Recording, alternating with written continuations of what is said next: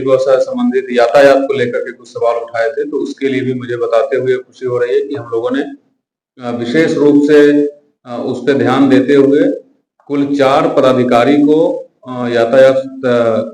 Pakur township में यातायात सुधारने के लिए प्रतिनियुक्त किया है और उनके साथ 15 कांस्टेबल्स को दिए गए हैं।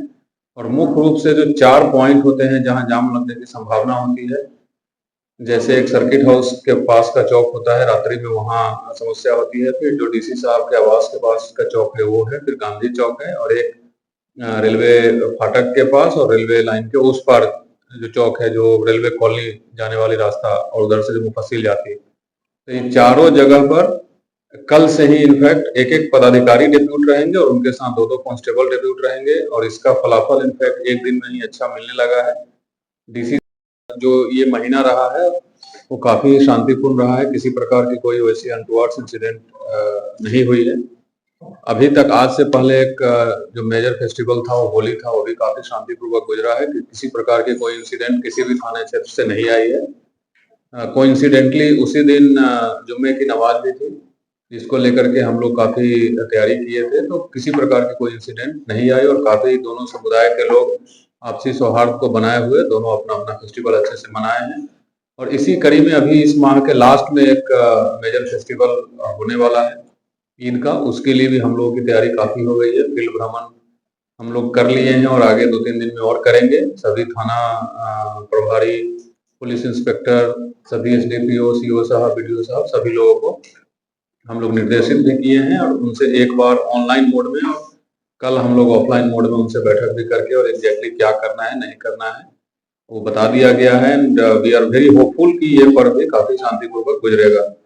ओवरऑल ये महीना काफी बढ़िया रहा है। इसमें पुलिस के तरफ से खास करके जो अवैध खनिज का उत्खनन एवं परिवहन पे कार्रवाई होती है उसमें काफी अच्छी कार्रवाई की गई है। टोटल 23 एफआईआर हुआ है, सभी थाना मिला करके कुल 26 वाहनों पर किया गया है। और पिछले साल की अगर तुलना करेंगे वित्तीय वर्ष 23-24 के मुकाबले 24-25 में अभी तक हम लोग 100 एफआईआर क्रॉस कर चुके हैं और अभी 3 दिन और बाकी है। Just to put in context, पिछले वित्तीय वर्ष में ये संख्या 77 थी। वित्तीय वर्ष 2023-24 में कुल एफआईआर की संख्या 77 थी, जो अभी तक आज कल तक के रिकॉर्ड के हिसाब से 101 है और अभी 2-3 दिन बाकी है। हम लोग इसको और कोशिश कर रहे हैं कि और इंक्रीज करें। एक मेजर गिरोह का पर्दाफाश हुआ है जो बाइक चोर से संबंधित था, वो आप लोग जानते ही हैं। डीपीओ पाकुड़ के द्वारा टाउन थाना में इसकी प्रेस वार्ता की गई थी, जिसमें कुल 6 अभियुक्तों की गिरफ्तारी की गई थी। 2 चोरी किए हुए मोटरसाइकिल भी बरामद हुए हैं और इन अभियुक्तों की गिरफ्तारी से हमारे कुल 7 कांड का निष्पादन हुआ, उद्भेदन और निष्पादन हुआ है और हम लोगों को उससे एक और कड़ी मिली है, जिससे एक और गिरोह का पर्दाफाश होने की संभावना है। उस पर हम लोग तैयारी कर रहे हैं साहब। और हम आज जब नमाज, जो आज अलविदा की नमाज थी, उसके लिए हम लोग शहर में भ्रमणशील थे, तो कुछ पब्लिक आकर के हमको बोला कि आज से ही स्थिति सुधरती हुई दिख रही है।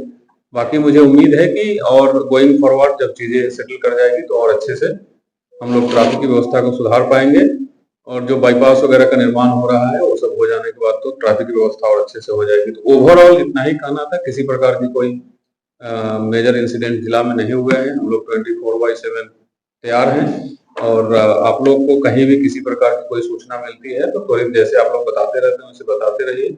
और अभी तक जिस प्रकार से हर पर्व त्योहार शांति से गुजरा है, मुझे पूरी उम्मीद है कि आने वाला पर्व त्योहार भी काफी शांति से गुजरेगा। हम लोग पूरी तरीके से तैयार हैं। Thank you.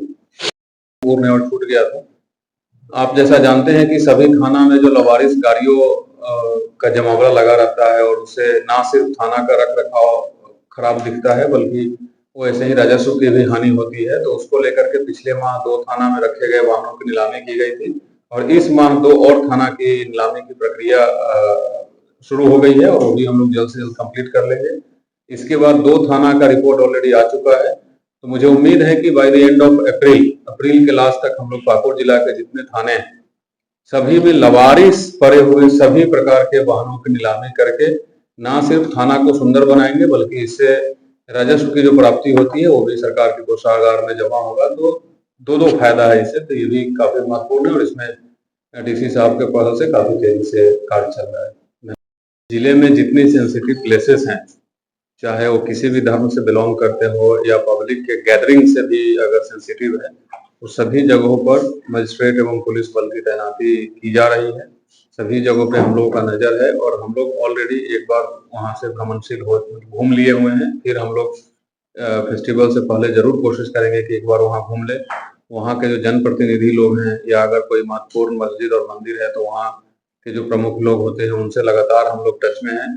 और जैसा मैंने आपको बताया कि जो 2 बार हम लोगों ने अपने फील्ड ऑफिसर के साथ बैठक की है, उसमें स्पष्ट निर्देश दिया गया है कि जितने भी स्टेक होल्डर्स हैं, हर एक गांव के, हर एक प्रखंड के, हर एक थाना क्षेत्र के, किसी भी समुदाय से बिलोंग करने वाले जितने भी मेन स्टेक होल्डर्स हैं, उनसे कंटिन्यूअस टच में रहना है, उनसे कंटिन्यूअस बात करते रहना है और जहां कहीं भी कोई समस्या नजर आए तो तुरंत हम लोगों के संज्ञान में लाना है। मैं आपको ये बता सकता हूँ कि हम लोगों की तैयारी पूरी है, हम लोगों की नज़र सभी सेंसिटिव जगहों पे है और उम्मीद है कि इस तैयारी से कहीं किसी प्रकार की कोई इंसिडेंट नहीं होगी और हम लोग शांतिपूर्वक इस फेस्टिवल को भी कर पाएंगे।